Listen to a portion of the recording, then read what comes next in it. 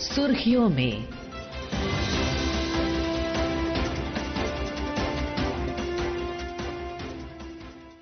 नमस्कार श्रोताओं, सुर्खियों में कार्यक्रम के आज के अंक में आपका स्वागत है। मैं हूं अनुभा रोहतगी और आज की चर्चा का विषय है प्रधानमंत्री मोदी के केरल और तमिलनाडु का दौरा। इस चर्चा में मेरे साथ जुड़ चुके हैं वरिष्ठ पत्रकार शेखर अय्यर। शेखर जी, आकाशवाणी के सुर्खियों में कार्यक्रम में आपका स्वागत है। धन्यवाद। शेखर जी, प्रधानमंत्री नरेंद्र मोदी ने आज केरल और तमिलनाडु का दौरा किया। इस साल इन दोनों दक्षिणी राज्यों में विधानसभा चुनाव होने हैं। इस संदर्भ में आज के दौरे कितने महत्वपूर्ण थे? तमिलनाडु में जितने पार्टीज है उन सबको एकजुट करके एक मंच पे लाने का काम बीजेपी ने किया है। आज उस कार्यक्रम का आप कह सकते हैं कि जो तमिलनाडु जो विधानसभा चुनाव का ब्यूगल आज बज चुका है। प्रधानमंत्री स्वयं वहां उपस्थित होके आज तक जितने दल थे वो आपस में जो लड़ रहे थे, जो डीएमके विरोधी दल है, उनको इकट्ठा करके एनडीए के बैनर में लाने में बहुत बड़ी सफलता मिली है भाजपा को। और प्रधानमंत्री वहां जाके एक बड़ा आह्वान किया है, वो है कि तमिलनाडु को डीएमके के भ्रष्ट जो शासन चली आई अभी तक उससे मुक्त करवाना है। और केरल में भी आपने देखा वहां भी विधानसभा चुनाव अप्रैल में होने की है। और वहां अभी भी जो समाप्त हुआ नगर निगम चुनाव में जिस तरह बीजेपी ने तिरुवनंतपुरम म्युनिसिपल कॉर्पोरेशन में बड़ी जीत हासिल की, साथ में त्रिपुनितुरा जो कोच्चिन के निकल के है, जो एर्नाकुलम के पास है, वहां भी जीत, और उसके अलावा पालक्काड़ म्युनिसिपल कॉर्पोरेशन में भी जीत हासिल। एक प्रकार से आप देख रहे हैं कि पिछले लोकसभा चुनाव में यानी 2025 चुनाव में भी एक लोकसभा सीट इनको मिली थी, वो है त्रिशूर लोकसभा सीट। तो ये लगातार हमेशा कहा जाता था कि Bharatiya Janata party north India की पार्टी है, हिंदी थोपने वाली पार्टी है, दक्षिण भारत लोग इसको एक्सेप्ट नहीं करेंगे। इस तरह का हमेशा जो कैंपेन रहा है, उस कैंपेन को पूरा आप जो देख रहे हैं कि पूरा चीजें बदल रही है। पहली बीजेपी सरकार दक्षिण भारत में कर्नाटका में बनी थी, उसके बाद लगातार बीजेपी सरकार बनी है, कई बार बनी है। अभी वैसे ही तेलंगाना चुनाव में भी आपने देखा होगा एक मुख्य विपक्ष के रूप में उभर के आई है वहां पे तेलंगाना में भी। तो लगातार बीजेपी की कोशिश है कि दक्षिण भारत में भी जैसे उत्तर भारत में एक नेचुरल पार्टी ऑफ गवर्नेंस जो इमेज इनको मिला है वो वहां मिलना चाहिए। देखिए केरला में लगातार वामपंथी सरकार 5 साल के बाद अभी 10 साल कंप्लीट करने वाली है, सेकंड टर्म चल रहा है जी। लेकिन इस 5-10 साल में जिस तरह भ्रष्टाचार की जो हम रूपरेखा वहां देख रहे हैं, इतना तक सबरीमला मंदिर को भी नहीं छोड़ा है। जिस बात को आज पीएम ने लोगों के सामने भी कहा कि अगर बीजेपी नेतृत्व में सरकार वहां बनेगी तो इसके पूरी जांच करवाएंगे। देखिए इतने श्रद्धालु हैं, सबरीमला को देश भर से लोग जाते हैं वहां मंदिर से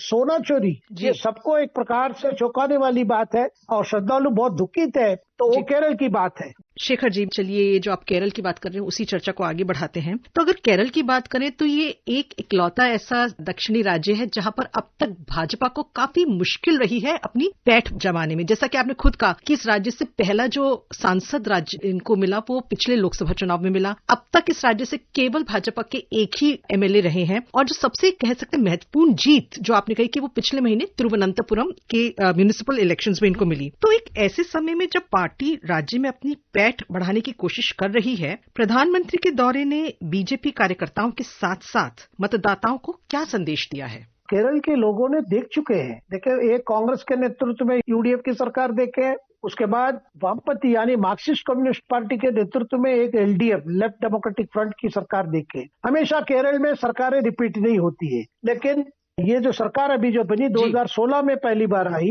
उसके बाद 2021 में भी जीती। अभी 10 साल हो रहा है और पिनराई विजयन के नेतृत्व में वामपंथी सरकार चल रही है। लेकिन लगातार जिस तरह की ग्राउंड रिपोर्ट्स आ रहे हैं और ये म्युनिसिपल चुनाव में जो वामपंथी दलों की बड़ा झटका मिला है, क्योंकि बीजेपी तो 3 जगह और बाकी जगह भी उनकी कॉर्पोरेटर्स जीत के आए हैं, लेकिन कांग्रेस के नेतृत्व में जो यूनाइटेड डेमोक्रेटिक फ्रंट है तो लग रहा है कि फिर दोबारा वापस आना मुश्किल है। और इस म्युनिसिपल चुनाव में, नगर निगम चुनाव में मार्क्सिस्ट पार्टी का यही कैंपेन था कि इनका फिर दोबारा और एक टर्म यानी थर्ड टर्म पिनराई विजयन को देने की बात थी, लेकिन लोगों ने उस बात को नकारा है। ऐसे समय में प्रधानमंत्री जाके वहां इलेक्शन ब्यूगल बजा के बीजेपी कार्यकर्ता और बीजेपी के ये उनके अंदर एक प्रकार से उत्साह बढ़ा दिया, साथ में लोगों के सामने दिखा दिया कि बीजेपी अच्छी विकल्प बन सकती है।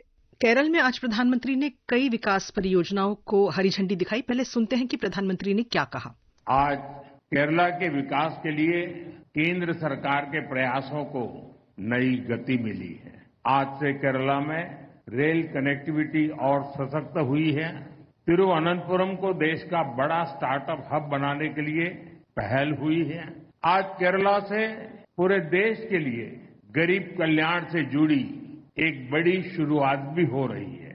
आज PM Svanidhi credit card launch किया गया है। इससे देश भर के रेहड़ी, ठेले, फुटपाथ पर काम करने वाले साथियों को लाभ होगा। मैं विकास की, रोजगार निर्माण की इन सभी योजनाओं के लिए केरला की जनता को, देशवासियों को बहुत बहुत बधाई देता हूं।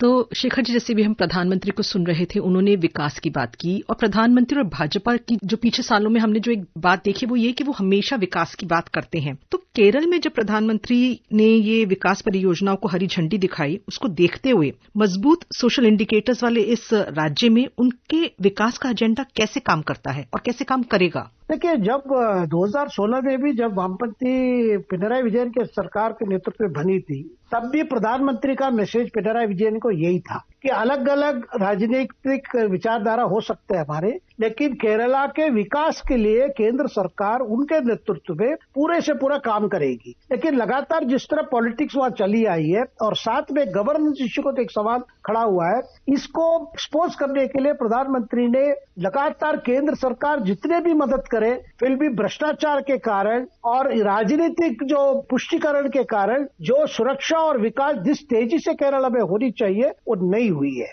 आज आप देख लीजिए, जो कार्यक्रम सब हुए, वो रेल कनेक्टिविटी हो, लोक कल्याण के स्वनिधि क्रेडिट कार्ड की ये लेकर हो, या आज मातृ वंदना योजना, इसकी भी आज पीएम ने जिक्र किया है। तो लगातार देखिए, बार बार ये जो विपक्ष के शासित जो राज्य है, एक आरोप लगाते हैं कि केंद्र सरकार हमें कुछ नहीं देती है, पैसे नहीं देती है, लेकिन जो अवेलेबल फैक्ट्स है वो अलग कहता है कि जब जो पैसे भेजे जाते हैं केंद्र से, वो अगर ठीक तरह से खर्चे किए जाए और स्कीम की ग्राउंड पे इम्पैक्ट और ऑडिट मिल जाए तो लगातार केंद्र सरकार की मदद चलती आई है। आज प्राइम मिनिस्टर ने यही कहा, भाई देखो, हमने जो क्रेडिट कार्ड दे रहे हैं जो स्ट्रीट वेंडर्स के लिए, ये जो पीएम क्रेडिट कार्ड, ये इसमें केवल जो डिस्ट्रीब्यूट हुए वो केवल केरला में ही 10,000 बेनिफिशियरीज है और 600 लोग तो तिरुवनंतपुरम में है। कि पहले क्या होता था, ये नया क्रेडिट कार्ड है, क्रेडिट कार्ड ये गरीब जो स्ट्रीट वेंडर्स के लिए कभी क्रेडिट कार्ड नहीं होता था। और दूसरी बात, आज प्राइम मिनिस्टर ने ये भी इनॉग्रेट किया कि भाई साइंस एंड इनोवेशन क्षेत्र में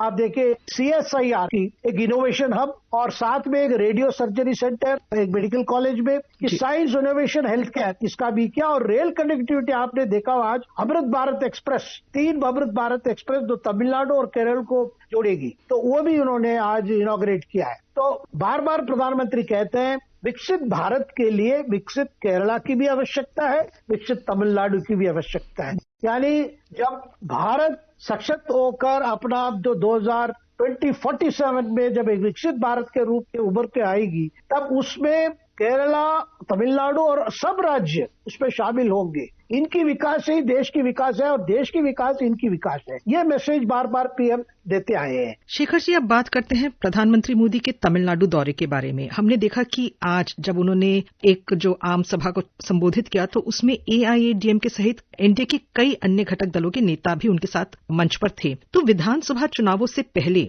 एनडीए का ये जो एकता का जो प्रदर्शन है, इससे क्या संकेत मिला, ये कितना महत्वपूर्ण था? देखिए, अब जो DMK के नेतृत्व अभी जो शासन में है, उनको लग रहा था कि विपक्ष इकट्ठे नहीं हो पाएंगे और विपक्ष इकट्ठे ना हो तो उनके लिए सुविधा है, क्योंकि वो अलग अलग से लड़ेंगे तो जो ऑपोजिशन की वोट्स है वो भिन्न भिन्न हो जाएगा और DMK के लिए फायदा होगा। इसलिए लगातार बीजेपी की तरफ से कोशिश थी कि जो पार्टियां DMK को विरोध करते हैं उनको सबको एक मंच पे आना होगा, एक फ्रंट पे आना होगा। इसीलिए इसकी शुरुआत आपने देखा 2025 अप्रैल में AIADMK और भाजपा के बीच में गठबंधन हुआ, एक अलायंस अनाउंस हुआ। उसके बाद उनको बाकी पार्टीज को शामिल करने के लिए बहुत कोशिश हुई। जैसे आप देख लीजिए, आज जो लोग शामिल हुए, जैसे पाठाली मक्कल कच्ची के अनबुमणि रामदास, जो पहले भी केंद्र में मंत्री रह चुके, वो मंच पे थे। और दूसरा TTV दिनकरन, जो AIADMK से एक टूट होकर एक पार्टी जो चली गई थी, वो भी आज फिर वापस आ गए।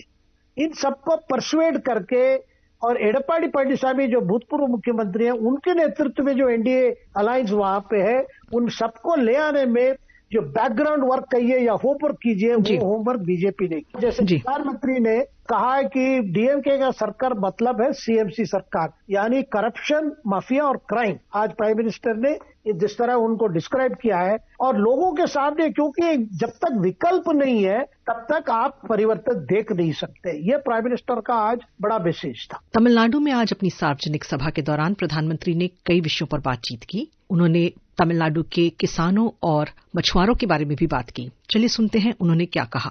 तमिलनाडु की बहुत बड़ी ताकत हमारे किसान है, हमारे फिशरमैन है। एनडीए की केंद्र सरकार की नीतियों के कारण देश में एग्रीकल्चर और फिशरीज में रिकॉर्ड प्रोडक्शन हो रहा है, क्योंकि एनडीए की केंद्र सरकार किसानों को, फिशरमैन को हर कदम पर सपोर्ट कर रही है। प्रधानमंत्री के दौरे से पहले केंद्रीय मंत्री पीयूष गोयल के नेतृत्व में भाजपा और विभिन्न क्षेत्रीय पार्टियों के बीच एनडीए को मजबूत करने के लिए काफी बातचीत हुई थी। तो इसको देखते हुए आप क्या कहेंगे कि तमिलनाडु के महत्व के बारे में ये क्या दर्शाता है, न सिर्फ एनडीए के लिए बल्कि भाजपा के लिए भी? देखिए, बीजेपी लगातार एक कह सकते हैं कि लंबा सफर पे है तमिलनाडु में। देखिए, बीजेपी के सामने एक लॉन्ग टर्म और शॉर्ट टर्म गोल लेकर चल रहे हैं। शॉर्ट टर्म में ऐसा है कि भाई सब पार्टी से मिलकर एक विपक्ष का अच्छा मजबूत फ्रंट बनना चाहिए, जिस कोशिश में अभी आपने देखा, जिसका आपने पीयूष गोयल का जिक्र किया, ये कई नेता लगे हुए थे। उसमें खास करके हमारे गृह मंत्री अमित शाह जी ने भी काफी ये लिया है कि सब पार्टी को इकट्ठे आने में, सबको बुला के बातचीत करके। देखिए, बीजेपी का तो लंबा सफर है कि आज नहीं तो कल, लेकिन आप लोगों के लिए इस चुनाव में अगर आप जीत हासिल नहीं कर पाएंगे तो आपके लिए बड़ा नुकसान होगा। ये कहकर सबको एक मंच पे लाना इतना आसान काम नहीं था। ये नंबर 1। नंबर 2, बीजेपी का हमेशा ये कोशिश है कि तमिलनाडु में देशभक्ति कई युवा हैं, उनको मौका मिलना चाहिए, उनकी आवाज सुनना चाहिए। बाकी जो पार्टियां हैं उनको इकट्ठा आना बहुत जरूरी है और बीजेपी का मानना है कि ये काम हम करते रहेंगे ताकि एक दिन लोग, जो तमिलनाडु के लोग हैं, बीजेपी को पूरी तरह स्वीकार करेंगे। आखिरी सवाल मेरा आपसे ये है कि केरल और तमिलनाडु के अलावा इस साल असम, पश्चिम बंगाल और पुदुचेरी में भी विधानसभा चुनाव होने हैं। तो हमने देखा कि प्रधानमंत्री मोदी पिछले ही हफ्ते असम और बंगाल के दौरे पर भी गए थे और उन्होंने इन राज्यों में भी चुनावी बिगुल बजा दिया है। इस पूरे परिप्रेक्ष्य को साल की शुरुआत में जब प्रधानमंत्री 5 में से 4 उन राज्यों में जाते हैं जहां इस साल विधानसभा चुनाव होने हैं, आप कैसे देखते हैं?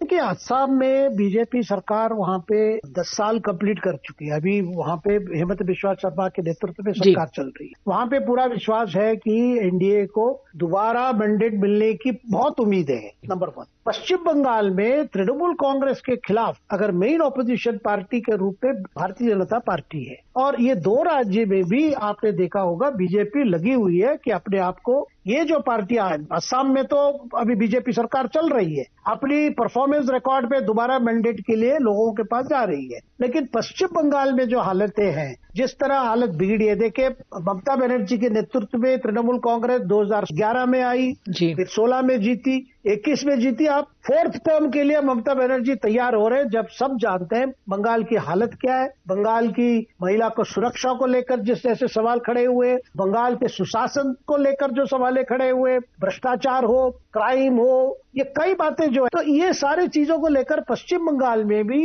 एक बीजेपी का मानना है कि वहां एक चेंज की बात चल रही है। पिछली बार भी बहुत कोशिश की, इस बार भी वही उम्मीद है। आप देखेंगे आने वाले महीनों में प्रधानमंत्री वहां भी जाएंगे, एक बार गए चुके हैं, फिर दोबारा जाएंगे, क्योंकि बीजेपी का जो प्रधानमंत्री स्वयं चाहते हैं कि बीजेपी इन लोगों के पास जाए, अपने जो 11 साल के रिकॉर्ड यहाँ दिल्ली में है, जिस तरह केंद्र सरकार ने परफॉर्म किया है, इसको लेकर वहां जाएं और कहें अगर ये सारे जो बड़े फैसले ले जा रहे हैं विकास के लिए, वो अगर ग्राम जमीन तक पहुंचना है, उन राज्यों में पहुंचना है, तो वहां पे एनडीए सरकार आना आवश्यक है। जी श्रोताओं, ये कार्यक्रम आप हमारे mobile app news on AIR और हमारे YouTube channel news on AIR official पर भी सुन सकते हैं। शेखर जी, आप सुर्खियों में कार्यक्रम में हमारे साथ जुड़े और प्रधानमंत्री के आज के केरल और तमिलनाडु के दौरे के बारे में आपने इतनी महत्वपूर्ण जानकारी और इतनी महत्वपूर्ण चर्चा हमारे साथ की, इसके लिए आपका बहुत बहुत धन्यवाद। बहुत बहुत धन्यवाद। सुर्खियों में